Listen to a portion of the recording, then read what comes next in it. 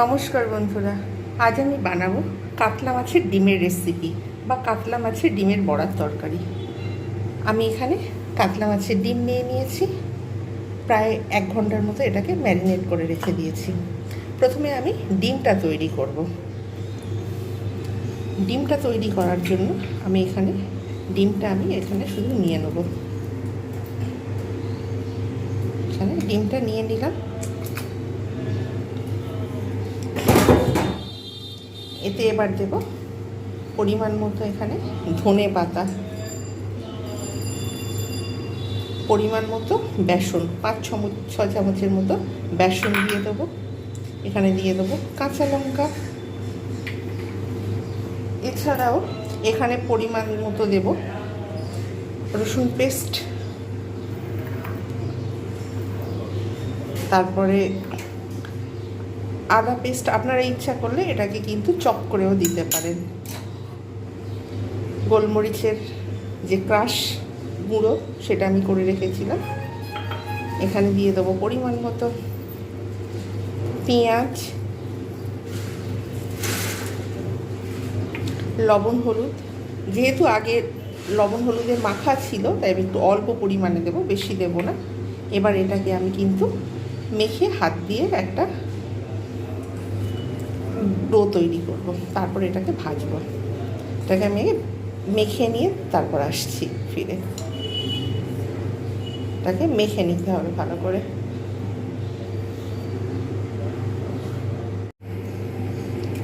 ঠিক এইভাবে বেশ একটু গাঢ় করে মেখে নিয়েছি, যাতে একদম পাতলা না হয়। ঠিক এই রকমভাবে আমি কিন্তু বেসন দিয়ে ঠিক এইভাবে মেখে নিয়েছি। এইবার এইটাকে আমি বড়া তৈরি করব।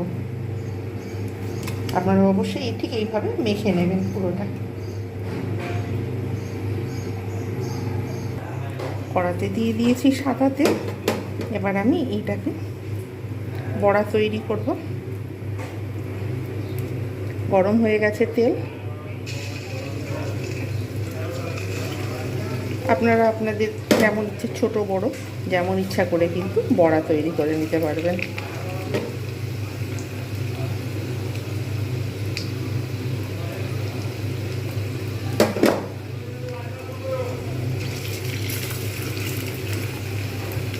তেলটা গরম হলে কিন্তু দিতে হবে, না হলে কিন্তু ভেঙে যাওয়ার সম্ভাবনা থাকবে। এক পিঠ হয়ে যাবে, আঁচটা কিন্তু মিডিয়ামেতে থাকবে। আঁচটা গরম করে ফুল তুলে নিয়ে গরম করে নিতে হবে, তারপর মিডিয়ামে করে নিলে ব্যাস শুরু হয়ে গেল। এই রকমভাবে আপনারা অবশ্যই এক পিঠ হয়ে যাবে, অপেক্ষা করবেন, তারপর আরেক পিঠ ভেজে নেবেন। বড়াগুলোকে আমি উল্টে দিয়েছি। ঠিক এইভাবে আপনারা ভেজে নেবেন। আর যদি মনে করেন যে কম তেলে ভাজবে, তাহলে কিন্তু ফ্রাইং প্যানে ভেজে নেবেন।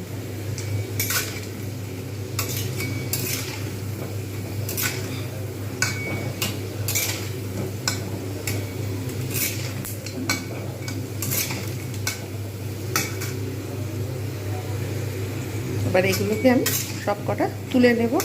ঠিক এই রকম কালার যখন আসবে, আপনারা অবশ্যই তুলে নেবেন। দেখা যাচ্ছে এক পিঠ হয়ে গেছে। আমি কিন্তু প্রথমেই একদম অল্প তেল দিয়েছিলাম, খুব যে বেশি তেল দিয়েছি তা নয়। সেই তেলেতেই কিন্তু আমার হয়ে যাচ্ছে কাজ। অতিরিক্ত তেল দেওয়ার কোনো দরকার নেই। মিডিয়াম আঁচেতে কিন্তু এগুলো এরকমভাবে সব কটা ভেজে নিতে হবে।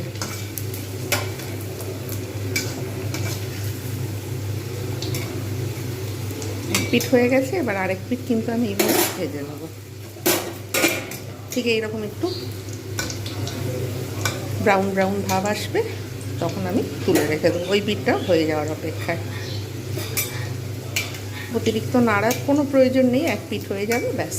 একটু ভালোভাবে নাড়িয়ে দিলে এই পিঠ ও পিঠ করে খুব ইজিলি কিন্তু হয়ে যাবে। বড়াগুলো সব ভেজে তুলে রেখে দিলাম। এইবার আমি এর মধ্যে দিয়ে দেবো পেঁয়াজ কুচনো।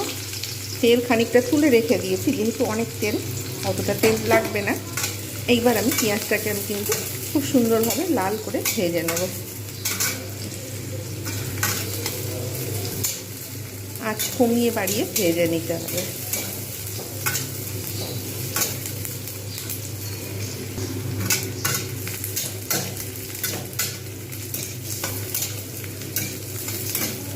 ঠিক এইভাবে আমি পেঁয়াজগুলো ভেজে দিলাম।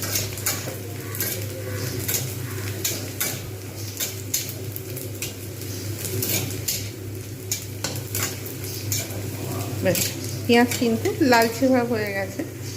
এবার আমি এতে দিয়ে দেবো পরিমাণ মতো আলুগুলো। আলুগুলো এর সঙ্গে কিন্তু আমি ভালোভাবে ভেজে নেবো।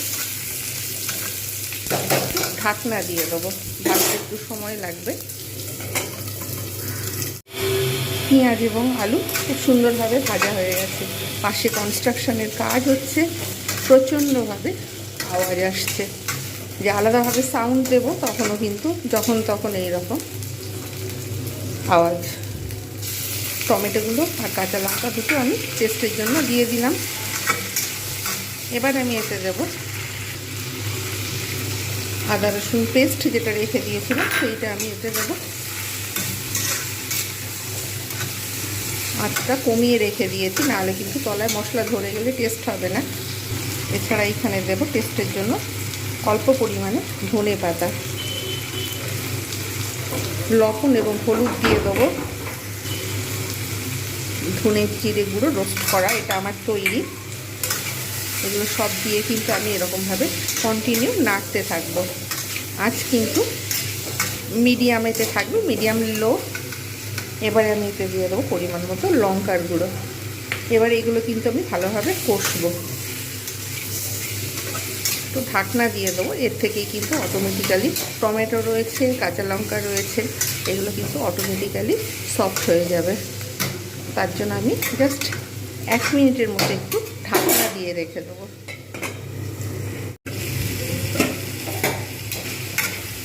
মশলাগুলো কিন্তু খুব সুন্দর কষা হয়ে গেছে, টমেটো একদম পুরো সফট হয়ে গেছে। এইবার আমি এর মধ্যে আর একটুখানি ভালো করে নাড়িয়ে নিই। যেহেতু তেল ছাড়তে শুরু করে দিয়েছে সব কিছু থেকে এবং পারফেক্ট কষা হয়েছে, খুব সুন্দর একটা স্মেলও আসছে। এবার আমি কিন্তু যেহেতু গরমকাল তাই আমি কিন্তু এখানে রুম টেম্পারেচারে জলটা দিয়ে দেবো।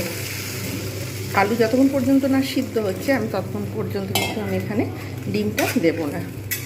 আলু সিদ্ধ হয়ে গেলে তারপরে আমি ডিম দেবো। ডিম দিয়ে বেশ কিছুক্ষণ ফুটিয়ে নেবো। এবার দেখা যাক কতক্ষণ লাগে আলুটা সিদ্ধ হতে। আমাকে তার জন্য অপেক্ষা করতে হবে। আর একটু জল দিয়ে দেবো।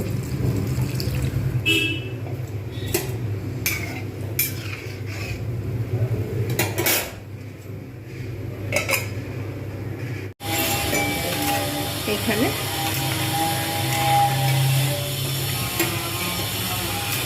পাশে কনস্ট্রাকশনের কাজ হচ্ছে, যার জন্য এত অসুবিধা হচ্ছে।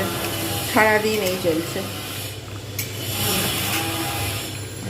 আলু প্রায় সিদ্ধ হয়ে গেছে, আর একটু হবে।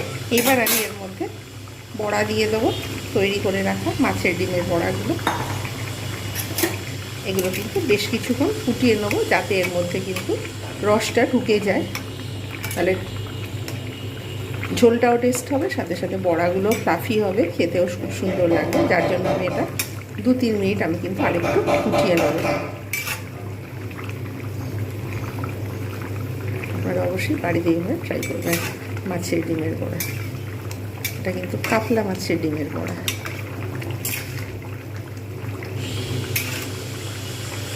কিছুক্ষণ ফুটুক, তারপর সার্ভ করে দেখাচ্ছি। তৈরি হয়ে গেল কাতলা মাছের ডিমের বড়ার ঝোল। আপনারা বাড়িতে অবশ্যই এইভাবে পাবেন। আর ভিডিওটা ভালো লাগলে লাইক, কমেন্ট, শেয়ার এবং সাবস্ক্রাইব করতে ভুলবেন না। আমি একটু ধনেপাতা দিয়ে গার্নিশ করে দেব। আমি চাই যে আপনারা প্রত্যেকে ভিডিওটা সম্পূর্ণভাবে দেখুন, স্কিপ করে দেখবেন না। এটা আপনাদের কাছে আমার একটা অনুরোধ রইল। কেমন হয়েছে জানাতে কমেন্টে ভুলবেন না। প্রত্যেকে ভালো থাকবেন। যারা যারা ভিডিও দেখছেন, যারা যারা ফেসবুক থেকে দেখছে, ইনস্টাগ্রাম, টুইটার থেকে দেখছে, তাদের অসংখ্য ধন্যবাদ।